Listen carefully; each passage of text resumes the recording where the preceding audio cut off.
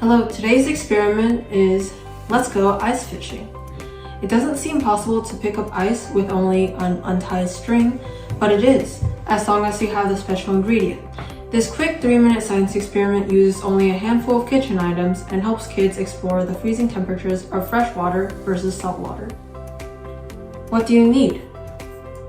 You need an empty glass or bowl, 5 to 6 pieces of ice, half a cup of water, a piece of string, and ice. Is there anything unusual about it? No, it's a normal piece of string, and there isn't anything unusual about the ice. Do you think that you could use a string to pick up the ice? Write down your hypothesis and then follow the steps below. Alright, so the second step is put 5 to 6 pieces of ice into an empty glass or bowl. Then add the water into the glass.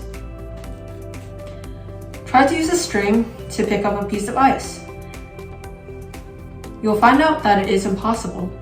Do you think there is anything that we can change to make it possible to pick up the ice with a string? Continue with the steps below to find out.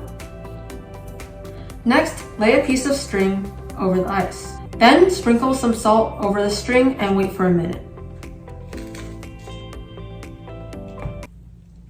So the science behind this is that when the salt comes into the contact with the ice, it causes the ice to melt a little. The small amount of water from the melted ice and the salt combines, lowering the freezing point of the water. Salt water has a lower freezing point than fresh water by about 4 degrees Fahrenheit. This lower freezing point makes it harder for water molecules to recrystallize into ice. In this experiment, once the salt was added to the ice melted a little and then quickly refroze around the string. This causes the ice to stick to the string when it's burned. The salt lowers the freezing point of the water, causing it to melt so you can more easily remove it. Thank you.